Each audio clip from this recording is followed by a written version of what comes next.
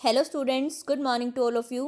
कल हमने insurance company के बारे में बात करते हुए डिस्कस किया था कि कैसे आप रिवेन्यू अकाउंट को बनाते हो और कैसे आप प्रॉफिट एंड लॉस अकाउंट को मेंटेन करते हो। उससे रिलेटेड हमने एक क्वेश्चन को भी डिस्कस किया था। आज हम बैलेंस शीट के बारे में बात करेंगे कि कैसे आपको अपनी बैलेंस शीट को बनाना है, कौन से शेड्यूल्स उसमें बनेंगे, कौन सी आइटम उन शेड्यूल्स के अंदर इंक्लूड होंगी, और लास्ट में हम एक फुल फ्लैज क्वेश्चन करेंगे जिसमें हम तीनों अकाउंट को बनाएंगे, रिवेन्यू अकाउंट को भी, प्रॉफिट एंड लॉस को भी और बैलेंस शीट को भी। देखो, इतनी बात हम कर चुके थे। तो जो आपकी बैलेंस शीट होती है वो फॉर्म ए में बनती है। उसके बाद हमने बात की थी कि टोटल आपको 15 शेड्यूल बनाने हैं और 1 to 4 हम डिस्कस कर चुके हैं, आपके रिवेन्यू अकाउंट से रिलेटेड होते हैं। फिर हमने बात की कि प्रॉफिट एंड लॉस अकाउंट से कोई भी शेड्यूल रिलेटेड नहीं है, तो बाकी जितने भी शेड्यूल बच गए 5 to 15 यानी 11 शेड्यूल आपके किससे रिलेटेड होंगे, बैलेंस शीट से रिलेटेड होंगे। उन्हें हम बैलेंस शीट के फॉर्मेट में डिस्कस करेंगे। देखो, ये आपका बैलेंस शीट का शेड्यूल है। एक एक आइटम को पढ़ेंगे और उसके बारे में बात करेंगे कि वहाँ पर आप क्या इंक्लूड आपको करना है। सबसे पहले हम क्या लिखते हैं, लायबिलिटीज लिखते हैं, यानी वो सोर्सेज लिखते हैं जहाँ जहाँ से आपके पास पैसा आया हुआ है, जिन जिन से आपने पैसा लिया हुआ है। तो सबसे पहले यहाँ पर भी क्या आएंगे, आपके सोर्सेज ऑफ फंड आएंगे। शेयर कैपिटल को आपको इंक्लूड करना है, यानी शेयर होल्डर्स फंड में सबसे पहले हमारी शेयर कैपिटल होती है, सबसे पहले आपको उसको मेंशन करना है। और जो आपका इंश्योरेंस कंपनी के अकाउंट बनाते हुए शेयर कैपिटल का शेड्यूल होगा वो होगा आपका शेड्यूल नंबर 5। इसमें आप क्या करोगे, जितनी भी कंपनी की शेयर कैपिटल होगी जैसे हम यूजुअली दिखाते हैं, यानी आप क्या करोगे, पहले ऑथराइज कैपिटल दिखाओगे, फिर इशूड, फिर subscribe, then called up, paid up capital, यानी जो हमने बैंकिंग कंपनी के अकाउंट्स बनाते हुए बात की थी उसी वे में आपको शेयर कैपिटल को यहाँ पर दिखाना है। जो भी अनपेड कॉल है उन्हें लेस कर दोगे, जो शेयर फॉर फ्यूचर की अमाउंट है उसे ऐड कर दोगे। बस एक चीज़ आपको ध्यान रखनी है कि जितने भी वहाँ पर हम कभी भी प्रीलिमिनरी एक्सपेंसेस को लेस नहीं करते थे, बट यहाँ पर आपके शेयर कैपिटल से रिलेटेड जितने भी प्रीलिमिनरी एक्सपेंसेस होंगे वो आप शेयर कैपिटल में से ही लेस करोगे। उन्हें कहीं और अदर असेट वगैरह में नहीं लेके जाओगे, बल्कि शेयर कैपिटल में ही उन्हें लेस करोगे। तो आपको कॉल अनपेड लेस करनी है, शेयर फॉर फ्यूचर का अमाउंट ऐड करना है, अगर आपने कोई शेयर बाय बैक किए हैं तो उनको लेस करना है, और प्रीलिमिनरी एक्सपेंसेस को लेस करना है। जो आपका रिजल्ट आएगा उसको आप कहाँ लेके जाओगे, अपनी बैलेंस शीट में, शेड्यूल नंबर 5 में। उसके बाद आपको रिजर्व एंड सरप्लस दिखाना है। रिजर्व एंड सरप्लस का जो आपका शेड्यूल होता है वो है शेड्यूल नंबर 6। जितनी भी आपकी रिजर्व हो, जनरल रिजर्व हो, प्रॉफिट एंड लॉस हो, जितनी भी आपकी रिजर्व हैं वो आपकी सारी कहाँ जाएंगी, रिजर्व एंड सरप्लस में जाएंगी। उसके बाद आपको बोला है क्रेडिट या डेबिट बैलेंस दिखाना है फेयर वैल्यू चेंज अकाउंट का। फेयर वैल्यू चेंज अकाउंट क्या होता है कि आपका जो इन्वेस्टमेंट रिजर्व है, यानी जो आपकी इंश्योरेंस कंपनी है वो क्या करती है, कई बार अपनी इन्वेस्टमेंट को लेके रिजर्व बना लेती है। जैसे हम नॉर्मल बोलते हैं ना, इन्वेस्टमेंट के लिए रिजर्व बनाते हैं। तो क्योंकि जो इंश्योरेंस कंपनी के बिजनेस से ये डायरेक्टली रिलेटेड काम है, तो आप क्या करोगे, इन्वेस्टमेंट की जो रिजर्व होगी ना उसमें अगर कोई इंक्रीज डिक्रीज होगा ना, यानी उसमें कुछ एडिशन हुआ है या कुछ सब्ट्रैक्शन हुआ है, यानी उसकी वैल्यू कम ज़्यादा हुई है, तो आप क्या करोगे, उसे क्रेडिट या डेबिट की तरह यहाँ पर दिखाओगे। अगर वो बढ़ी होगी तो यहाँ पर उसकी क्रेडिट में दिखाओगे, और अगर वो कम हुई होगी तो आप उसे डेबिट में दिखाओगे। वैसे नॉर्मली क्वेश्चन में अपीयर नहीं करता है, बट स्टिल आपको पता होना चाहिए कि आपका अगर इसमें वैल्यू पॉजिटिव चेंज आता है तो आप उसे प्लस में दिखाते हो, और नेगेटिव आता है तो आप उसे नेगेटिव में दिखाते हो। यानी अगर जो रिजर्व वगैरह कंपनी ने, इंश्योरेंस कंपनी ने कहीं पर बनाई हुई है अपने लाइफ इन्वेस्टमेंट की, और उसमें अगर कोई वैल्यू चेंज होती है तो आपको वहाँ शो करना है। ये आपके क्या थे, जो पैसा आपने कहीं ना कहीं शेयर होल्डर फंड से जुड़ा हुआ था, इन तीनों का टोटल करोगे आप। उसके बाद क्या करते हैं हम, लॉन्ग टर्म लायबिलिटी दिखाते हैं, यानी बोरोइंग। तो आप क्या दिखाओगे, उसके बाद बोरो दिखाओगे कि आपने की जो इंश्योरेंस कंपनी है उसने कहाँ कहाँ से पैसा उधार लिया हुआ है। जो आपका बोरोइंग है उससे रिलेटेड आपका शेड्यूल कौन सा है, शेड्यूल नंबर 7। यहाँ पर आप क्या दिखाओगे कि आपके इंश्योरेंस कंपनी ने जिससे भी बोरो किया हुआ है, चाहे डिबेंचर से बोरो किया है पैसा, यानी डिबेंचर इशू किए हुए हैं, बैंक से पैसा लिया हुआ है, या फाइनेंशियल इंस्टीट्यूशन से, यानी कोई भी लॉन्ग टर्म लोन जो आपकी बैंक इंश्योरेंस कंपनी ने लिया हुआ है उसको आप बोरोइंग्स में दिखाओगे, शेड्यूल नंबर 7 में। शेड्यूल नंबर 7 को बनाने के बाद आपको क्या करना है, पॉलिसी होल्डर फंड्स मेंशन करने हैं। यहाँ पे तो आपके क्या थे, शेयर होल्डर के फंड्स थे, यानी जो पैसा आपका शेयर होल्डर से रिलेटेड था, शेयर होल्डर्स के थ्रू आया था वो था। उसके बाद हमने बोरोइंग्स लिखी, फिर आप उसके बाद लिखोगे पॉलिसी होल्डर्स फंड। इसको यहाँ से काट दो, ये चीज़ 2 बार अपीयर कर रही है। पॉलिसी होल्डर फंड्स के बारे में आप लिखते हुए क्या दिखाओगे, पॉलिसीज़ की लायबिलिटी, यानी पॉलिसी से रिलेटेड आपकी कोई भी लायबिलिटी है, आपको डायरेक्ट दी होगी कि आपकी पॉलिसी से रिलेटेड कोई लायबिलिटी है, वो दिखाओगे। इंश्योरेंस के लिए आपने कोई रिजर्व बनाई हुई है, वो दिखाओगे। और अगर आपने कोई लिंक्ड लायबिलिटी है, उनसे रिलेटेड आपका कोई प्रोविजंस है, तो उन्हें भी कहाँ शो करोगे, यहीं पे पॉलिसी होल्डर फंड्स में ही शो करोगे। ये लिंक लायबिलिटी होती क्या है, इसमें आपको कंफ्यूज होने की ज़रूरत नहीं है। जस्ट ये जो इंश्योरेंस कंपनी के प्लान होता है, एक यूलिप प्लान, उससे रिलेटेड होती है कि आप जो लायबिलिटी डिटरमाइन आप करोगे वो क्या करोगे, उससे जुड़ी हुई असेट के अकॉर्डिंग करते हो, उस चीज़ के डीप में मत जाओ। अगर आपने कोई भी आपको दिया है कि लिंक लायबिलिटी के लिए आपने प्रोविज़न बनाया है, तो उसको भी आप मेंशन यहाँ पर करोगे, फिर उसका टोटल करोगे। And then funds for future appropriation, ये वो फंड्स होंगे जो कि आपके कहाँ से आएंगे, जो मैंने आपको बोला था कि प्रॉफिट एंड लॉस अकाउंट जब आप बनाते हो तो उसका बैलेंस कहाँ ट्रांसफर होता है, बैलेंस शीट में। तो फंड्स फॉर फ्यूचर अप्रोप्रिएशन ये वही बैलेंस है जो आपने यहाँ पर निकाला था, profit carried down to balance sheet, तो वो प्रॉफिट आपका आता है फंड्स फॉर फ्यूचर अप्रोप्रिएशन में। कंफ्यूज मत होना, ये आपकी पूरी लायबिलिटी साइड है। इसमें आपको क्या लिखने हैं, जो प्रॉफिट एंड लॉस से बैलेंस आया है वो लिखना है। इसके साथ साथ आपने शेयर होल्डर से जो जो पैसा आपका होता है, यानी share capital, reserve and surplus, वो लिखना है। जो बोरोइंग्स आपने ली हुई है, यानी लॉन्ग टर्म लायबिलिटी जो होती है, वो लिखनी है। और साथ में आपको क्या लिखना है, पॉलिसी होल्डर से रिलेटेड कोई भी आपकी लायबिलिटी है उनको मैंशन करना है। फिर आपको इस सब टोटल को और इसको, यानी तीनों अमाउंट को ऐड कर दोगे तो आपके पास क्या आ जाएगा, टोटल सोर्सेज ऑफ फंड आ जाएंगे, यानी टोटल लायबिलिटीज आ जाएंगी। करंट लायबिलिटी हमने यहाँ पर मेंशन नहीं की, करंट लायबिलिटी का ट्रीटमेंट अलग से होता है, वो अभी हम जब असेट की बात करेंगे तब बात करेंगे। सिर्फ ये ध्यान रखना, बाकी करंट लायबिलिटी को छोड़ के जितनी भी लायबिलिटीज़ हैं उनको आप क्या लिखोगे, सोर्सेज ऑफ फंड में, यानी आज जिनसे आपके पास क्या आया है, पैसा आया है। उसके बाद सोर्सेज ऑफ फंड दिखाने के बाद आपको क्या करना है, उन फंड्स का एप्लीकेशन दिखाना है, यानी वो पैसा आपने कहाँ कहाँ लगाया है। जो लायबिलिटी से हम पैसा लेते हैं वो असेट में लगाते हैं, तो हम यहाँ पर असेट की बात कर रहे हैं, यानी हमने कहाँ कहाँ पर वो पैसा यूज़ किया है। अगर आपने कोई इन्वेस्टमेंट की है तो उससे रिलेटेड आपका शेड्यूल 8 होगा। देखो, शेयर होल्डर से इन्वेस्टमेंट को हम 8 बोल देते हैं, पॉलिसी होल्डर को 8A, और लिंक लायबिलिटी से जुड़ी हुई कोई भी अगर आपने असेट में इन्वेस्टमेंट की है तो 8B। बट नॉर्मली आपको क्या मान के चलना है कि सिर्फ इन्वेस्टमेंट से रिलेटेड जो शेड्यूल है वो आपका 8 है।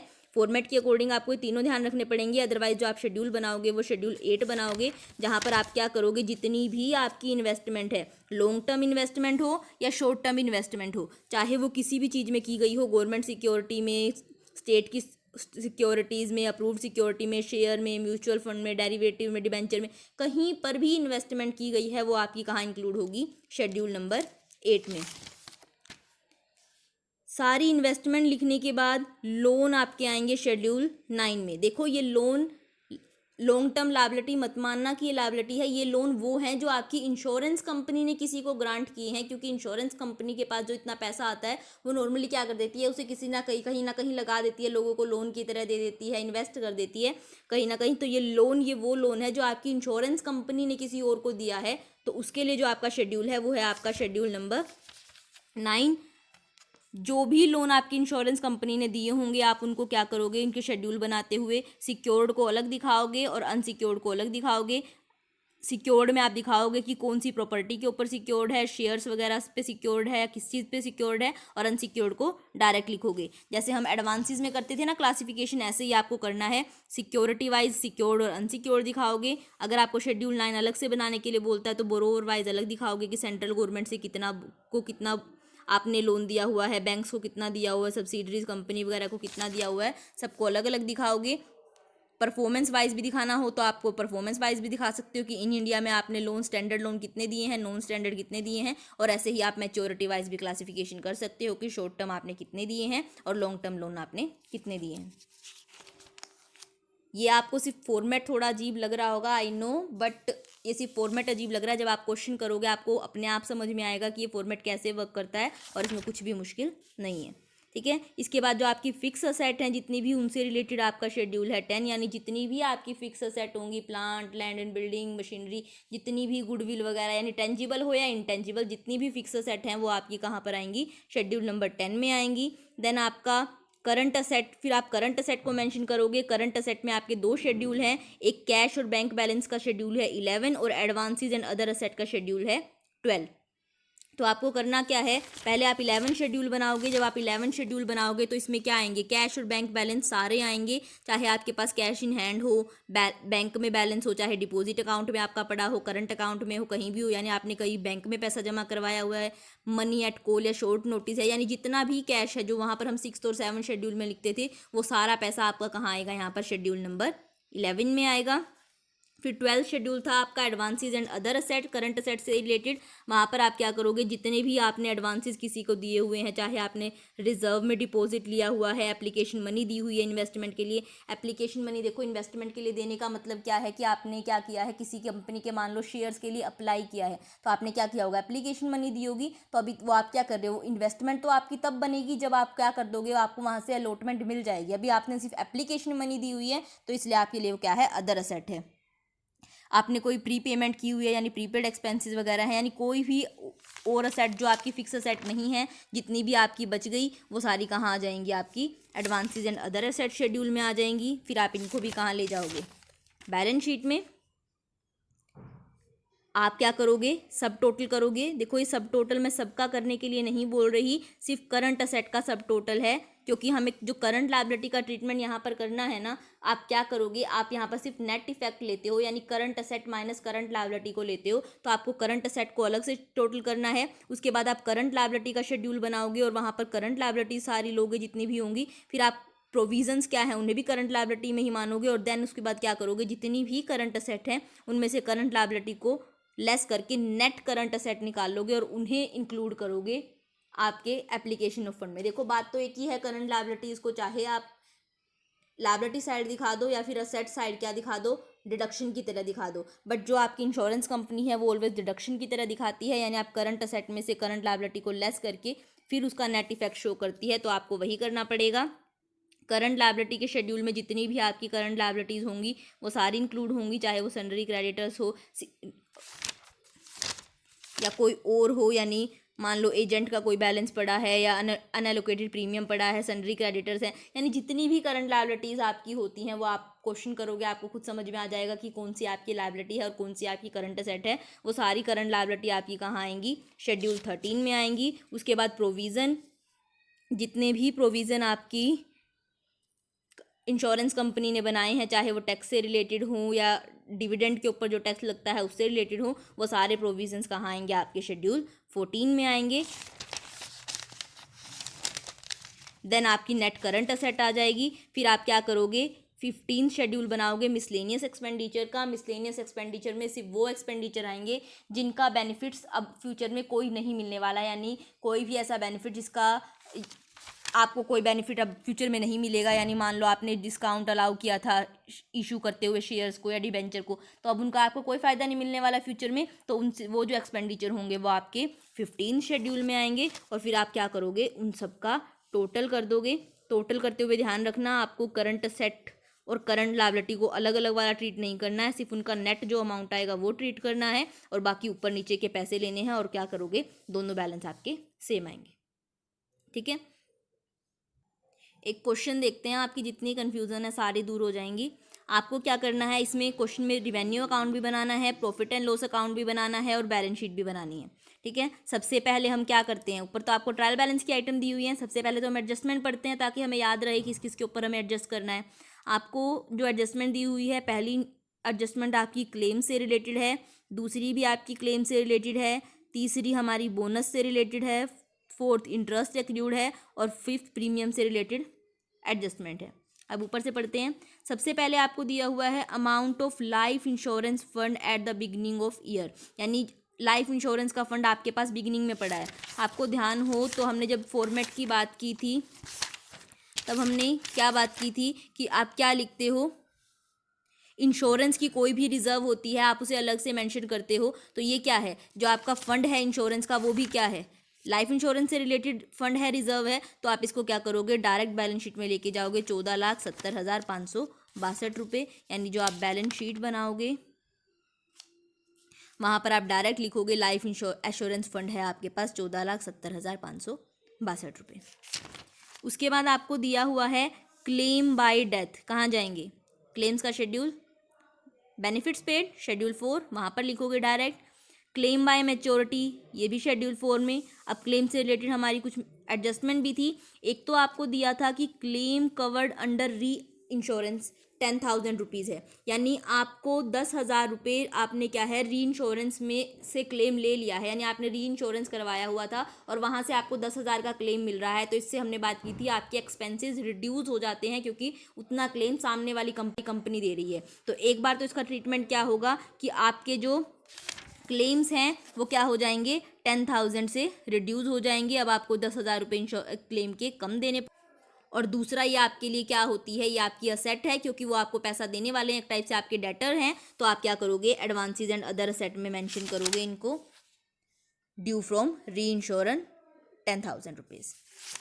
उसके बाद आपको दिया हुआ था फर्दर क्लेम इंटीमेटेड रुपीज़ 8,000। इसका मतलब है कि आपको 8,000 के क्लेम आपकी तरफ और अराइज हुए हैं, यानी आपके क्लेम जो है 8,000 से बढ़ गए हैं। क्लेम 8,000 से बढ़ गए हैं, एक बार तो क्या हो जाएगा आपका क्लेम क्या अमाउंट बढ़ जाएगा, यानी जो आप शेड्यूल बेनिफिट्स पेड में क्लेम को दिखा रहे थे, एक बार तो आपका 8,000 से आपको एक्स्ट्रा पे करने पड़ेंगे, वो 8,000 आपके क्लेम के बढ़ गए। और दूसरी क्या है, ये आपकी करंट लायबिलिटी है, यानी आपको 8,000 अभी देने हैं तो आपके उसको, ये तो है नहीं कई साल बाद देने होंगे, तो ये आपकी करंट लायबिलिटी होती है, थोड़े टाइम में पे करने होते हैं, तो आप इसको क्लेम आउटस्टैंडिंग में एक बार 8,000 मेंशन करोगे। उसके बाद आपको दिया है प्रीमियम 2,10,572 शेड्यूल 1 में चला जाएगा। इससे रिलेटेड एडजस्टमेंट थी कि 7,400 का प्रीमियम आउटस्टैंडिंग है, मेंशन नहीं है तो हम मानेंगे क्लोजिंग का है। तो एक बार तो क्लोजिंग का जो आउटस्टैंडिंग है वो क्या हो जाएगा ऐड हो जाएगा प्रीमियम में, और दूसरी बार आपका प्रीमियम आउटस्टैंडिंग है, आउटस्टैंडिंग प्रीमियम आपको मिलने वाला है जो आपका भी रहता है, यानी आपके लिए असेट है, अदर असेट है, तो दूसरी बार आपकी क्या चली जाएगी अदर असेट में चले जाएंगे 7,400, और एक बार आपके आउटस्टैंडिंग प्रीमियम आपके शेड्यूल 1 में ऐड हो जाएंगे। उसके बाद आपको दिया है एक्सपेंसेस ऑफ मैनेजमेंट 19,890, यानी ये क्या है ऑपरेटिंग एक्सपेंस है, शेड्यूल 3 में जाएगा, डायरेक्टली रिलेटेड है क्योंकि कमीशन है, शेड्यूल 2 में जाएगा directly. Consideration for annuity granted हमने बात की थी, ये डायरेक्टली रिलेटेड इनकम होती है, तो ये कहाँ जाएगी रिवेन्यू अकाउंट बनाते हुए अदर इनकम में जाएगी, कंसिडरेशन फॉर एन्युटी ग्रांटेड। उसके बाद आपको दिया है interest and dividend 52,461, interest and dividend को हम इनडायरेक्टली रिलेटेड इनकम मानते हैं, तो आप इसको कहाँ लेके जाओगे, ये आपकी जाएगी प्रॉफिट एंड लॉस की इनकम फ्रॉम इन्वेस्टमेंट है कि आपको क्या मिले है इंटरेस्ट मिला है। इससे रिलेटेड आपकी एक एडजस्टमेंट भी थी कि इंटरेस्ट एक्रूड हुआ है आपका 15,400 का, यानी अभी तक आपको मिला नहीं है। एक बार तो इसका आपको क्या करोगे, एक बार तो डिविडेंड में आपको ऐड करना पड़ेगा, यानी जो 52,461 थे उनमें आप ऐड कर दोगे, और दूसरी बात ये क्या है आपको मिलना है अभी, तो आपके लिए क्या है ये असेट है, अदर असेट में लिखोगे इंटरेस्ट एक्रूड ऑन इन्वेस्टमेंट 15,400। इसके बाद आपको दिया हुआ है इनकम टैक्स पे किया है आपने 3,060 का, ये क्या है आपकी इनकम टैक्स का प्रोविज़न है, और ये कहाँ जाता है प्रॉफिट एंड लॉस में जाता है, तो आप क्या करोगे प्रोविज़न फॉर टैक्स बनाओगे। देखो अगर ये बाहर होता तो हम इसको प्रोविजंस में वहाँ पे भी लेके जाते जब हम बैलेंस शीट के शेड्यूल बना रहे हैं, क्योंकि ये अंदर है तो इसका ट्रीटमेंट एक बार होगा, और वो प्रॉफिट एंड लॉस में हम टैक्स को लेस करते हैं वहाँ पर होगा। उसके बाद आपको दिया है सरेंडर्स बेनिफिट पेड में जाएगा शेड्यूल 4, एन्युटी दी है शेड्यूल 4 में जाएगी, बोनस पे किया है कैश में ये भी शेड्यूल 4 में जाएगा, बोनस पे किया है इन रिडक्शन ऑफ प्रीमियम, यानी ये भी क्या है आपने इस प्रीमियम को रिड्यूस किया है, तो ये कहाँ पर जाएगा आपके शेड्यूल 4 में ही जाएगा क्योंकि है तो बोनस ही। उसके बाद इससे रिलेटेड एक एडजस्टमेंट भी थी शायद, हाँ क्या आपको क्या किया है आपने फर्दर बोनस को यूटिलाइज किया है प्रीमियम को रिड्यूस करने के लिए 1,500, और मैंने आपको बताया था जब भी बोनस जो है आपको बैलेंस शीट के बाहर दिया होगा तो एक बार तो आप क्लेम्स वाले शेड्यूल यानी बेनिफिट्स पेड के शेड्यूल में ही दिखाओगे 1,500 को, और दूसरी बात आपको इसको प्रीमियम में भी ऐड करना है तो आप शेड्यूल 1 के प्रीमियम में भी इस 1,500 को ऐड करोगे, और एक बार जो आप बेनिफिट्स पेड का शेड्यूल बनाओगे वहाँ पर भी इसको 1,500 को उस 2,500 के साथ जो आपने पहले आपके बैलेंस शीट के अंदर दिए हुए हैं ट्रायल बैलेंस के अंदर उनके अंदर ऐड करोगे। प्रीलिमिनरी एक्सपेंसेस दिए हैं 600 के, ये हमने बात की थी, शेयर कैपिटल का शेड्यूल बनाओगे आप शेड्यूल नंबर 5, उसमें क्या करोगे लेस करोगे।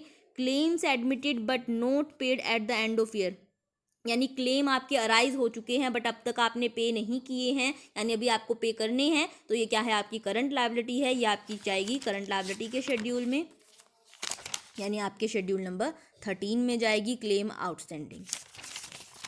इसके बाद आपको दिया है annuity due but not paid. Annuity due हो चुकी है यानी आपको देने हैं बट अब तक आपने नहीं दिए हैं, तो ये भी आपकी करंट लायबिलिटी है। पेड अप कैपिटल है 15 लाख की, शेयर कैपिटल शेड्यूल नंबर 5 में जाएगी। गवर्नमेंट सिक्योरिटी यानी आपने इन्वेस्टमेंट की होगी गवर्नमेंट सिक्योरिटीज़ में, तो ये शेड्यूल नंबर 8 है इन्वेस्टमेंट का।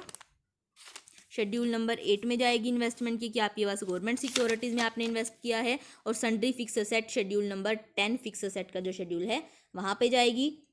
क्लेम की एडजस्टमेंट हम कर चुके हैं, इसकी भी कर चुके हैं, सारी एडजस्टमेंट भी हमारी हो चुकी है। अब आपको क्या करना है कि जिस क्लेम की अमाउंट आई है आपको, यानी जिस शेड्यूल की अमाउंट आई है उनको उनकी जगह पे लेके जाना है। सबसे पहले आपने इनकम का टोटल किया, सेकंड का टोटल किया और थर्ड का किया। फिर फर्स्ट हमारी इनकम थी और बाकी दोनों हमारे सब टोटल जो थे वो क्या थे, हमारे एक्सपेंसेस थे। तो इनकम में से दोनों एक्सपेंसेस लेस किए तो हमारे पास सरप्लस या डेफिसिट में से कुछ आता है, तो हमारे पास नेगेटिव आया है यानी हमारे पास डेफिसिट आया है। फिर जो ये आपका डेफिसिट आया है 12,370 का, आप इसको कहाँ लेके जाओगे, पॉलिसी होल्डर अकाउंट में।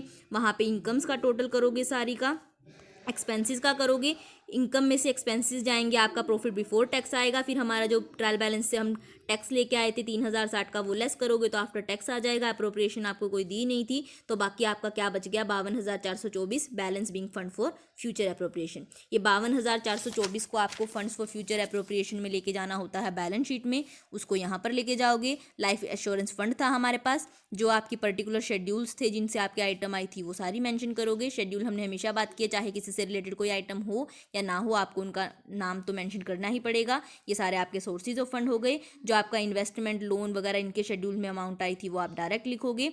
करंट असेट में आपका 32,800 आ रहा था, देखो ये आपने अमाउंट टोटल में नहीं लिखा, सिर्फ यहीं पे लिख के छोड़ दिया कि आपका करंट असेट का टोटल 32,800 आ रहा है। करंट लायबिलिटीज़ का टोटल आपका 32,414 आ रहा है। तो नेट करंट असेट क्या है आपकी, 32,800 माइनस 32,414 यानी 386। आप जो असेट का टोटल करोगे तो सिर्फ इस 386 को इंक्लूड करोगे, मिसलेनियस एक्सपेंडिचर कोई थे नहीं, तो इन तीनों का टोटल किया, आपका असेट और बैलेंस शीट का टोटल मैच कर गया। ठीक है, देखो इसमें पजल होने की कोई बात नहीं है, सिर्फ आपको क्या करना है, जो शेड्यूल्स की आइटम है वो ध्यान रखनी है। नॉर्मली सारी चीज़ें कॉमन वाली हैं कि जो भी कैश वगैरह है वो आपके कैश के शेड्यूल में जाएगा। जिनको आपको पैसा देना है करंट में वो करंट लायबिलिटी में जाएंगी, जिनसे लेना है वो सारे आपके करंट असेट में आएंगी। फिक्स असेट आपके फिक्स असेट के शेड्यूल में जाएगी। प्रोविज़न बनाया है वो प्रोविज़न के शेड्यूल में जाएगा। यानी कॉमन सी बातें हैं, और जो इसका फॉर्मेट है वो भी सिर्फ वहीं पर देखने में अजीब लगता है। अदरवाइज इसमें जो सिंपल आपके जो शेड्यूल्स हैं आपको वही मेंशन करने होते हैं। वो क्रेडिट डेबिट लिंक लायबिलिटी वगैरह वो कुछ भी नहीं आएगा आपके कभी क्वेश्चंस वगैरह में भी। आपको सिर्फ नॉर्मली क्या करना है, जिस शेड्यूल की आइटम है उसको वहाँ लेके जाना है और सबको उनकी जगह पे पुटअप करना है। एक और क्वेश्चन देख लेते हैं ताकि आपकी कन्फ्यूज़न जो है थोड़ी बहुत जो हो वो भी क्लियर हो जाए। आपको क्या करना है, यहाँ पर भी आपको रिवेन्यू अकाउंट बनाना है लाइफ इंश्योरेंस कंपनी का, प्रॉफिट एंड लॉस बनाना है और बैलेंस शीट बनाना है। नीचे आपको एडजस्टमेंट दी है कि आपने क्या किया है, 5% डिविडेंड प्रपोज किया है और कोई एडजस्टमेंट नहीं है। एक एडजस्टमेंट है, इसका ट्रीटमेंट हमें पता है, प्रपोज डिविडेंड को हम कॉन्टिजेंट लायबिलिटी मानते हैं, इसका कोई भी ट्रीटमेंट हमें अकाउंट्स में नहीं करना है, यानी हमारे पास कोई भी एडजस्टमेंट नहीं है। सिर्फ हमें क्या करना है, ट्रायल बैलेंस की आइटम्स को पुट ऑफ करना है। सबसे पहले आपके पास लाइफ एश्योरेंस फंड है, ये कहाँ जाता है, बैलेंस शीट में डायरेक्ट लिखते हो तो आपका डायरेक्ट चला जाएगा लाइफ एश्योरेंस फंड 34 लाख। उसके बाद आपको एन्यूटी पेड दी है, ये आपका क्लेम पेड है यानी बेनिफिट्स पेड में जाएगा। शेड्यूल 4 जनरल रिजर्व आपकी क्या है, रिजर्व एंड सरप्लस से रिलेटेड है। Schedule 6 deposit with reserve bank government security, यानी आपने क्या किया है, गवर्नमेंट सिक्योरिटी में इन्वेस्टमेंट की है। शेड्यूल जो इन्वेस्टमेंट का शेड्यूल 8 है वहाँ पर जाएगी। इंडियन गवर्नमेंट सिक्योरिटीज़ में की है इन्वेस्टमेंट, वो भी वहीं जाएगी। फॉरेन गवर्नमेंट सिक्योरिटी है, ये भी इन्वेस्टमेंट शेड्यूल में जाएगी। लोन ऑन कंपनी पॉलिसी, यानी आपने क्या किया है, कंपनी के पास जो पॉलिसी आई हुई थी आपके पॉलिसी होल्डर्स की, उनकी पॉलिसी पे आपने उन्हें लोन दिया है, यानी आपने इंश्योरेंस कंपनी ने लोन दिया होगा तो ये लोन के शेड्यूल में जाएगा, यानी शेड्यूल नंबर आपका जो 9 है वहाँ पर जाएगा कि आपने कंपनी की पॉलिसीज़ के ऊपर क्या किया है, लोन प्रोवाइड किया है। उसके बाद आपको लीज होल्ड बिल्डिंग दी है, यानी फिक्स एसेट शेड्यूल में जाएगी। Securities on which interest is guaranteed by government, यानी आपके पास कोई ऐसी सिक्योरिटी है जिस पे आपको गवर्नमेंट इंटरेस्ट देगी, यानी आपकी इन्वेस्टमेंट है, ये भी शेड्यूल नंबर 8 में जाएगी। उसके बाद आपको के पास स्टॉक हैं, शेयर्स हैं किसी कंपनी के, ये भी आपकी इन्वेस्टमेंट होगी, यानी इन्वेस्टमेंट शेड्यूल 8 में जाएगी। शेयर कैपिटल दी हुई है, तो ये शेयर कैपिटल कहाँ जाएगी, शेयर कैपिटल के शेड्यूल नंबर 5 में जाएगी। फिर आपको दिया है मोर्टगेज है इंडिया में, यानी किसी ने आपके पास अपनी प्रॉपर्टी मोर्टगेज रखी हुई है, यानी आपने किसी को लोन दिया होगा तो ये लोन में जाएगी। कैश है बैंकर्स के करंट अकाउंट में, डिपॉजिट अकाउंट में या हैंड में, ये सारे कहाँ जाएंगे, जो आपका कैश का शेड्यूल है यानी शेड्यूल नंबर यहाँ पर 11 में। कैश इन हैंड हो, डिपॉजिट अकाउंट में हो, करंट अकाउंट में हो जाएगा तो सारा कैश इन बैंक के शेड्यूल में यानी शेड्यूल नंबर 11 में। स्टेट गवर्नमेंट की सिक्योरिटीज़ हैं या आपकी इन्वेस्टमेंट है, इन्वेस्टमेंट शेड्यूल 8 में जाएगी। Furniture and fixtures fix asset schedule. Outstanding premium है, देखो अगर ये बैलेंस शीट के बाहर, सॉरी ट्रायल बैलेंस के बाहर होता तो आप इसे प्रीमियम में ऐड करते, बट ये अंदर है तो आप मानोगे प्रीमियम में इसका ट्रीटमेंट हुआ है। आप इसको क्या करोगे, प्रीमियम आउटस्टैंडिंग क्या है आपको, यानी प्रीमियम अभी आपको मिलना बाकी है, तो आप इसे अदर असेट यानी एडवांसेस एंड अदर असेट का जो शेड्यूल है वहाँ पर लेके जाओगे। एजेंट का बैलेंस पड़ा है डेबिट यानी असेट का बैलेंस है, यानी एडवांसेस एंड अदर असेट में जाएगा। एडवांसेस टू सीडिंग कंपनी, आपने क्या किया हुआ है, एडवांस दिया हुआ है किसी को तो एडवांसेस शेड्यूल में जाएगा। ड्यू फ्रॉम री इंश्योरर, यानी आपने री इंश्योरर जो आपने री इंश्योरेंस करवाया हुआ है उनसे आपको पैसा लेना है तो आपकी क्या है, ये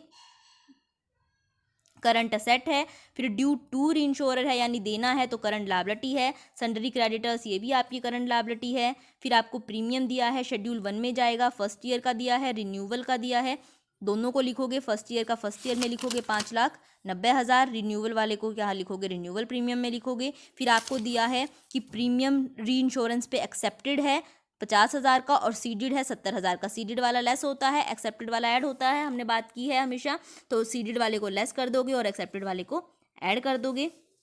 उसके बाद आपको दिया हुआ है इंट्रीम बोनस दिया है आपने पॉलिसी होल्डर्स को। अगर आप पॉलिसी होल्डर्स को इंट्रीम बोनस देते हो तो हमने बात की थी, आप इसको कहाँ लिखते हो, बेनिफिट्स पेड के नीचे लिखते हो, तो आप क्या करोगे, इसको यहाँ पर लिखोगे, एज एन एक्सपेंस दिखाओगे।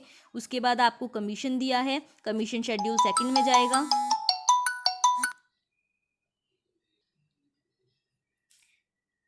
फर्स्ट ईयर का प्रीमियम लिखोगे। फिर आपको दिया है री इंश्योरेंस एक्सेप्टेड का कमीशन और सीडेड का, सीडेड वाला लेस कर दोगे और एक्सेप्टेड वाला ऐड कर दोगे। फर्स्ट ईयर का प्रीमियम दिया, कमीशन दिया है, उसमें आप क्या कर दोगे, एक्सेप्टेड वाला ऐड कर दोगे और सीडेड वाला लेस कर दोगे। उसके बाद आपको दिया है क्लेम्स दिए हैं, शेड्यूल 4 में जाएंगे, बाय डेथ वाले भी और बाय मैच्योरिटी वाले भी। फिर आपको बैंक लोन दिया है, अगर आपने बैंक का लोन है तो नॉर्मली जो कंपनीज होती हैं बैंक से लोन लेती नहीं हैं, देती हैं, सॉरी वो बैंक से लोन खुद लेती हैं ना कि बैंक को लोन देती हैं। तो आप क्या करोगे, अगर आपको डायरेक्ट बैंक लोन दिया है तो आप मानोगे कि कंपनी ने लोन लिया होगा, तो ये क्या है, आपकी बोरोइंग में जाएगा। सैलरीज आपके ऑपरेटिंग एक्सपेंस शेड्यूल 3 में। ऑडिटर फी ये आपका क्या है, प्रॉफिट एंड लॉस के एक्सपेंसेस में जाएगा, यानी आप मानोगे डायरेक्टली रिलेटेड नहीं है। लो चार्जेस भी वहीं जाएंगे, रेंट पेड भी वहीं पर जाएगा। अदर एक्सपेंसेस या मैनेजमेंट के डायरेक्टली रिलेटेड मानोगे तो शेड्यूल 3 में जाएंगे। ट्रैवलिंग एक्सपेंस भी डायरेक्टली रिलेटेड होते हैं schedule 3। Interest dividend and rent receive हुआ है तो ये इनडायरेक्ट इनकम मानोगे और ये प्रॉफिट एंड लॉस में जाएगी। फिर आपको क्या करना है, सारी आइटम्स का टोटल करना है, इनकम में से एक्सपेंसेस को लेस करना है, तो आपका पास आ जाएगा वो बैलेंस जो आपको ट्रांसफ़र करना है प्रॉफिट एंड लॉस में। प्रॉफिट एंड लॉस में आपके पास जो इंटरेस्ट डिविडेंड वगैरह की इनकम थी उन्हें ऐड करोगे, उसमें से एक्सपेंसेस लेस करोगे, प्रॉफिट बिफोर टैक्स आएगा। टैक्स का प्रोविज़न आपको कोई दिया नहीं है तो आपका सीधा क्या आ जाएगा, प्रॉफिट आफ्टर टैक्स। और इसको आप कहाँ लेके चले जाओगे, बैलेंस शीट में, कहाँ पर, फंड्स फॉर फ्यूचर अप्रोप्रिएशन में। फिर जो share capital, reserve and surplus जितने भी शेड्यूल्स हैं सबकी अमाउंट को मेंशन करोगे। करंट असेट में से करंट लायबिलिटी को लेस करोगे तो आपके आ जाएंगे नेट करंट असेट और सबको टोटल करोगे। सिंपल सा क्वेश्चन है, देखो कुछ भी नहीं है, जैसे आपको आइटम्स को ध्यान रखना है कि कौन सी आइटम जो है करंट असेट की है, कौन सी करंट लायबिलिटी की, कौन सी कहाँ जाएगी, आपको सब कुछ अपने आप ही समझ आएगा। और क्वेश्चन भी मैं आपको करवाऊंगी, एक आध क्वेश्चन और डिस्कस करेंगे। एक थ्योरी का टॉपिक भी आपका रह गया कि प्रॉफिट कैसे निकालती है लाइफ इंश्योरेंस कंपनी, उसको भी हम डिस्कस करेंगे। बट उससे पहले आप एक बार खुद से ये 2 क्वेश्चन भी और इनके नेक्स्ट क्वेश्चन भी एटलीस्ट एक बार पढ़ के देखोगे, ताकि जब मैं करवाऊँ तब आप लोगों को अच्छे से समझ में आए। तो आप क्या करोगे, एक बार खुद से ट्राई जरूर करोगे। ठीक है, थैंक यू।